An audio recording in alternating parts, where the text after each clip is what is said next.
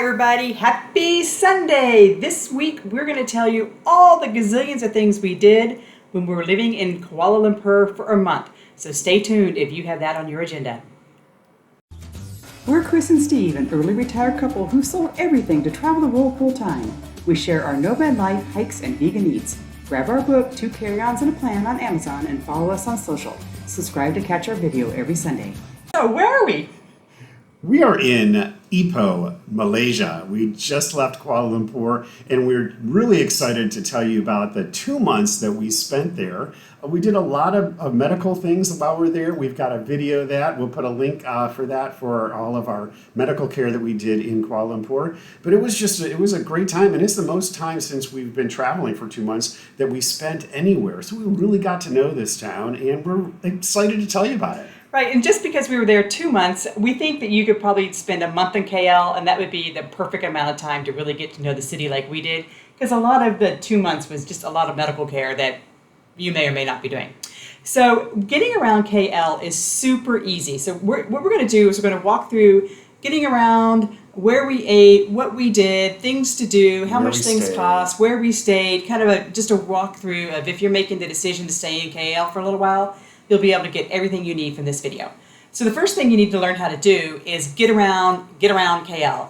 KL's transit is absolutely fantastic. You've got a light rail and a monorail and buses, and all three of them work together on the same card. So you just go to the light rail station, you ask for the KL card. I think it was, 5 ringgit, which is About $1.50 or so. You get the card and then you preload it, and you have to load it with cash. So each ride was how much on the light rail? Yeah, I mean, it varies because you tap on and you tap off, but typically you're paying like 30 or 40 cents for a typical ride, so really super cheap to get around. And if you get the card, it's about half price. If you pay for cash, it's almost double the price for a ride. So make sure you get the card, go load it up with cash, off you go. Then getting around also on Grab, which is the Uber of Asia. So if you don't have the Grab app, download that. When you download the Grab app, if you're not in Malaysia, you can't add your credit card to it. But once you get to Malaysia, you can add your credit card. So don't worry about that. When you get to Malaysia, add on your credit card and off you go with a Grab. Our average Grab ride was $4, right? Even less. Yeah, even less than that. Really affordable. And again, when we talk about dollars, we're converting things to U.S. dollars to kind of put that in perspective for you. So typically the Malaysian ringgit is 4 times U.S. dollars. So if a meal, for example, was around 20 ringgit, which in many cases they were that or under, that's about 5 U.S. dollars. So, yeah, you're even cheaper. So you just divide by 4, and it's really easy to do the conversion. Right, so getting around super cheap, super easily. We actually found out that one of the major exports or products that Malaysians produce is petrol. So the gas here is relatively cheap in Malaysia, which is why all the transportation is relatively cheap.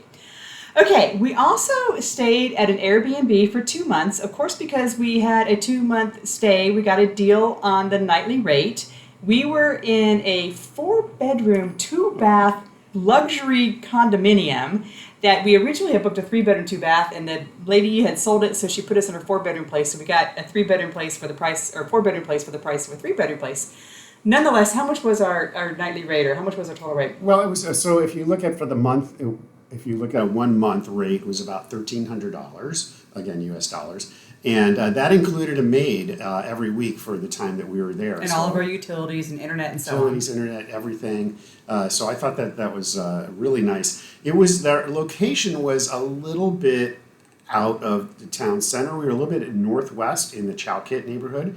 Great neighborhood. We had a train station right across the street. We had a mall right across the street. So and the monorail station on the other side of the street. On the other side, about 3 blocks away. So it was convenient. But we found was that a lot of other people that we were connecting with, and we're staying more in the south side of town, or more in what's called, I think there's like the Golden Triangle area. So we were a little bit outside, but again, within 10 or 15 minutes on a train ride or on a Grab ride, we could get anywhere that we wanted to go to.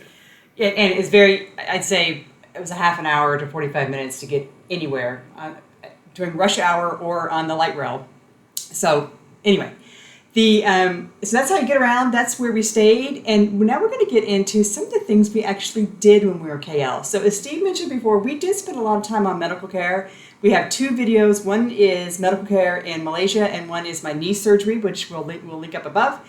And we also have some blog posts about those 2 items too. So we'll put those in the description. We're not going to get into any of the medical stuff, except that maybe you might want to get your health checks while you're in Malaysia. Those are very affordable, and we talk about those in the medical care Malaysia video. But some of the things we did, so we've got 10 things we want to share with you about what to do in Malaysia. And number 1 is to get massages. So we're going to get that one out of the way. You come to Asia, you get massages. We did 3 or 4 different massages. We started off with some blind massages by some blind folks. And they were super cheap. They were about $12 for an hour of massage. And then we did a couple other places. I went to a fancy Thai massage place and paid about $35 for a massage. That's for an hour. And then my girlfriends and I, we went to another place. We had a ladies' night or ladies' day, and we got foot massages and back massages. And those ran about $25 for an hour. So you can certainly see the price ranges go all over the place, but certainly the quality is good, and you can get a lot of massages while you're in Malaysia. But when we go to Thai, we're going to get even more. So Thai, we're going to get some more. Number 2 is Petronas Towers. Yeah, Petronas Towers is great. At one time, they were the tallest towers in the world, but they were surpassed, I think, somewhere around 2009. They're still the tallest twin towers, I believe, in the world, and just beautiful towers with beautiful gardens and water fountains around it, and a mall underneath it. I mean, it's just kind of place we just kind of kept going back there over and over again to see the light show, to see the water show, to go to the mall, just to be in the garden, to be in the day thick or of night. things. Yeah, thick of things. It was a great place to hang out. We actually had to miss. We had tickets to go up into the tower to the very top to the observation deck, and we couldn't end up going because we were getting our passports renewed, and we got kind of hung up in immigration, so we missed our appointment time to go up to towers. So yeah, but oftentimes the towers were in the clouds at the top of the tower, so you couldn't see much from the top because they were really. And the light show at night is what 7, 8, 9 o'clock at night or something, or every hour and every half an hour, and one of them has music and one of them doesn't. Just check the schedule for KLCC. But it's nice to go and hang out with your friends and watch the light show at night. So number 3 is Chinatown. So it seems like all big cities have a Chinatown, but this one was a little bit different. What'd you like about Chinatown? It's nice, So there's one alley that you go down that's got all kinds of street art that's really, really kind of genuine. It's really nice, interactive. It's a lot of fun. So that was nice. We tried our first durian in Chinatown in Kuala Lumpur, and yummy durian. Yes, it's so delicious. You have to try it. Liar, liar, pants on fire. I was not a fan. But Steve liked it more than me. It's just markets. It's just the wonderful people and the energy and the food is just. And the night market is a lot of fun. So Chinatown, definitely a place to go walk around and take pictures. Next up was the different museums in town. So we really enjoyed 3 different museums. One is the Textile Museum, where we learned that Malaysia. Actually, batik was started in Indonesia, but Malaysia has its own version of batik, so that was interesting to learn and find out. We also went to the National Museum, where we learned the history of Malaysia and really understood that the reason why Malaysia exists is it's between China and the West. So it was the trading place that East meets West, and tin was also discovered here as well, and that is where the money came from that grew Malaysia. So East-West trade and tin. So that was really interesting to learn about that. And the Dutch were here, and the Brits were here, and all kinds of fun stuff. And the Japanese were here. So we didn't know any of that. So that was really interesting to learn. I really like the Islamic Arts Museum. Oh, yeah. So one thing you have to remember if you haven't been to Malaysia is this is a Muslim country, and the Islamic Arts Museum was really outstanding, and just some beautiful things here, and just a wonderful history, and just what I really liked at the Islamic Museum was they had architectural 3D renderings, like buildings, small little buildings of all the mosques, the major mosques around the world. So if you like The big architecture, yeah, the major ones, it was really interesting to compare like Mecca with the blue mosque and the pink mosque and so on. So that was really fun. So then if you're at the Islamic Art Museum, the next thing right next to that is the Botanic Gardens. And a lot of people think KL is just a concrete jungle. It is not. It has these beautiful gardens. We walked around and saw all kinds of beautiful things, right? Yeah, it's really beautiful gardens. I really enjoyed walking around and the lakes and the gardens and the bridges and the fountains. Yeah, and definitely a place that people like to get married in. So it was just nice to get out of the city and enjoy a little bit of the outdoors and some fresh air while we're in the gardens. So from the gardens, another thing we should recommend. Oh, you've got something to say. Well, I want to go back to the Textile Museum because that is in the old historic city center.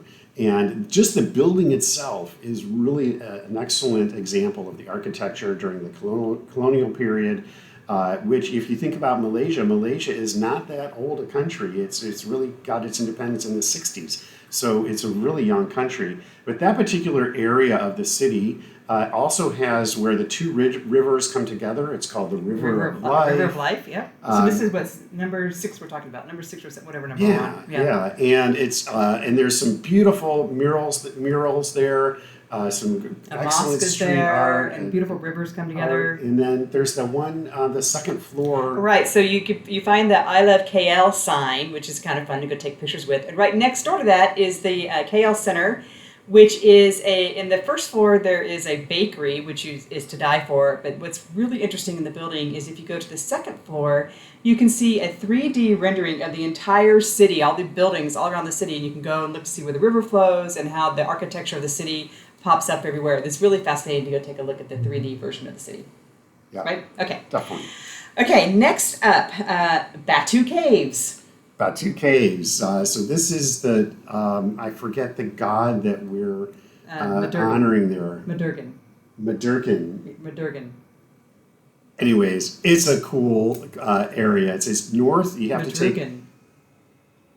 All right. If you're from KL, please correct us on how we pronounce the god that's at Batu Caves. All right. Anyway, go ahead. You have to take the commuter train to get there. It's very easy to get to, though. And the caves area is just wonderful. The giant statue and the stairs, 200 and something stairs that lead up into the caves with the Hindu temple inside. It was fun to go up the rainbow stairs. Really and fun all the monkeys everywhere. To do that. Monkeys were great. It's funny because in a lot of the places, they say don't feed the monkeys. Well, they're actually selling things, bananas and stuff, for you to feed the monkeys. So we didn't. It was really interesting. We don't. Yeah, that's I don't know. I don't want to get a monkey mad at me. But ladies, if you do go to the temple, make sure your shoulders and your knees are covered, or you can spend 55 or 15 ringgit, which is a couple bucks, to get something to cover your knees while you're there. So. The Batu Caves was really fun. And then we can't forget that we went to the badminton tournament. Wasn't that cool? Yeah. That's our thing. So everywhere, it seems like whenever we go, we always seem to end up someplace where there's like a regional or geographically large tournament going on. When we were in Split, Croatia, there was the water polo tournament for the EU or Europe or Eurasia or something. And then here in Asia, we've got it was the Asian... No, it was Asia, but it included Europe in it. So yeah, U.S. played. Oh, that's right. Yeah, the U.S. women were there. They got beat. For badminton. I've actually got my badminton shirt on. That's why I wore it today. And we just got to watch We'd never seen badminton before, so we got to cheer on the U.S. women. They did not do well, but it was fun to be there and be the only people in the crowd yelling USA, USA. So then the last thing we did, and when we finish this list, we've got another list for you of things to do from KL, which you'll also enjoy. So, and please don't forget to subscribe, comment on how many things we're mispronouncing, and all the things we forgot to do, and ask questions about the things we did do. And anyway, the last thing that you should do in KL is there is a beautiful bridge called the Pentosan Saloma Bridge, which is this lit up bridge at night. And it connects kind of the old KL with the new KL. most people come to this bridge from like the Petronas Towers or Petronas something, Towers is and they really go a across few the bridge, blocks and then they away. just turn around and go back. Well, if you continue into the old neighborhood that's attached, it's an old neighborhood left over. It's got all these stilted houses and very traditional Malaysian housing that has a night market in it. Most people don't go to this night market. They go to the one over on the other side of the bridge. We went to the night market here and walked around. And one of the funnest things of the night was we stopped to get some waffles. And a father and his daughter were making waffles at a waffle machine. And while we were there, a Malaysian came up to us and said, "Where are you from?" And we said, "The U.S." And he says, "Welcome to Malaysia." And he ended up buying us our waffles just as a welcome gift for being in Malaysia. So that just really showed some of the genuine types of people that we met in Malaysia, and really found if you had the chance to meet people, and they really warm up very quickly and are very interested in where you're from and who we are. So that was really fun. And if you're tired of the heat and you are tired of the markets, go to the shopping malls. We forgot to talk about that one. Oh, man. There are malls everywhere, and they're fabulous. It was the central Mid-Valley Mega Mall. Mega Mall is probably the And the biggest, pavilions. and probably because there's 4 other malls attached to that mall. Yeah, You just it's keep crazy. walking malls, forever. And one of the things that I really enjoyed about it, not that I particularly like malls, is that we got to go through the holidays. So we went through the Christmas holidays with all of the Christmas trees and the ornaments and all of the Christmas And the celebration local that was kids going on in the singing, malls. yeah, the kids singing their Christmas carols. And remember that show you went to and saw the ladies, Oh, the yes. teenagers, I guess they were singing. And then the malls are decorated to the nines. I mean, I couldn't believe. But for Christmas, it wasn't completely over the top. But for Chinese New Year, holy cow! So as soon as you was get it over the into top. New Year's, into January, all the decorations change to Chinese New Year's, and we're celebrating the Year of the Rabbit right now. We're right in the middle of New Year's right now. I'm loving it. And celebrations everywhere, and fireworks, and the malls. Lion dances, all the lion out. dances all over. The lions lion- come out and they dance everywhere, and then at the end of the dances, the kids put money into the lion's mouth, little envelopes of money into the lion's mouth, which so these dancers get paid. And I they guess that's what throw get paid. oranges. Mandarin It's- oranges, yeah. It was really a lot of fun. A lot of fun to get the cultural side of Chinese New Year here. I'm really enjoying Chinese New Year's, Yeah, which kind it's of fun. maybe leads us into talking about food a little bit. Yeah, so so I got to be honest with you. It's as a vegan vegetarian, I found it sometimes very difficult to eat a good meal here in Malaysia. A lot of the food is like they'll call it vegetarian, but it's vegetables with pork or vegetables with chicken, just because a vegetarian means it has vegetables in it, not necessarily that it's vegetarian. So it was really kind of hard to pick and choose through the menus, but we did find some delicious food, found some delicious dim sum. What's nice also is you can regularly find Chinese food and Indian food and Malaysian food, which are 3 very distinct types of And food Indonesian. groups here, and Indonesian food here in Malaysia, because there's such a connected ethnic and cultural mixing of the 3 different types of folks here in Malaysia. So the food is represented by all the flavors of that. So we did have some really good meals. One of them being for Chinese New Year, we got all of our friends together. There's a bunch of us here from the Go With Less group that we absolutely adore.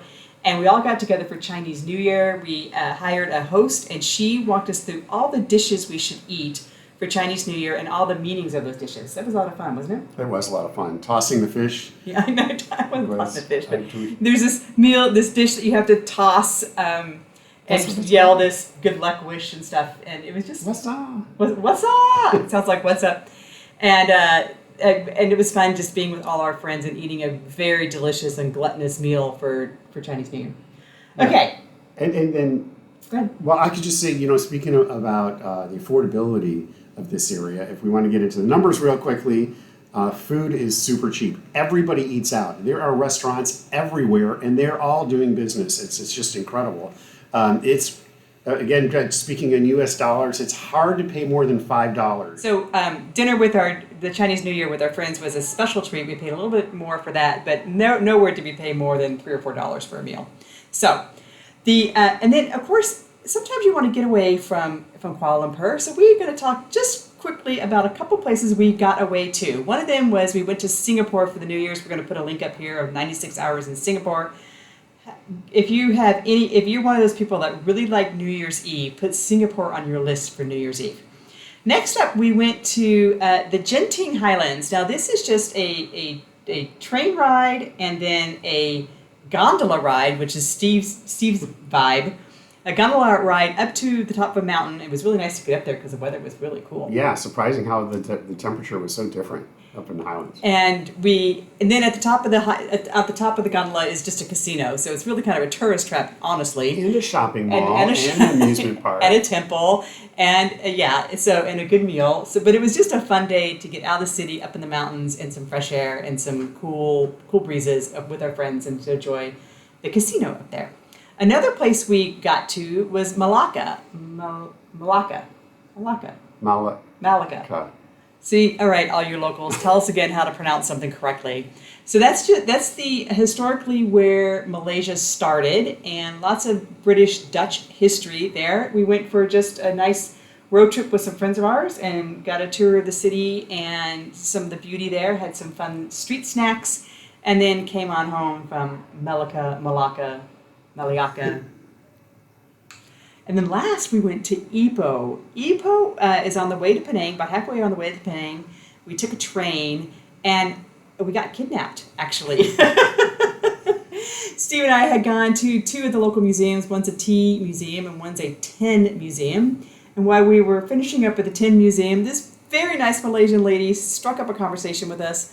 Lo and behold, she was entertaining another lady from Pakistan, and she invited us to join the two of them, and we went on this wild road trip out of Ipoh into the agarwood, Agar wood forest, where they harvest the leaves to make tea and also different wood products. And then we tried to get to Mirror Lake, but it was rained out. And then we all ended up getting some white coffee together. So spent a couple, 3 or 4 hours with a local person who just adored us as much as we adored her, and had a wonderful time really getting a chance to ask a lot about Malaysian culture, food, and history. So that was fantastic, wasn't it? Yeah. Great time in Ipoh. Yes, so Fong, thank you very much for that wonderful day. All right, that is everything you ever need to know about staying a month in Kuala Lumpur. If you want us to write a blog post about it, write that in the comments below, and I'll get out my typewriter and I'll write it up so you can read all this instead of watch it all. But we really enjoyed our time in Kuala Lumpur. We see it as a place we would come back maybe for additional medical care in the future, or follow up on medical care. Or if we're on our way maybe to Australia or someplace either south or east from here, we might stop over for a couple days and say hello to some friends that we made. Yeah. All right. Next week, we got orangutan coming up next week. So stay tuned. Give us a subscribe. Give us a like. If you want to know about orangutan in Borneo, subscribe now, and so you can get the alert of when the video comes out next week. Talk to you soon.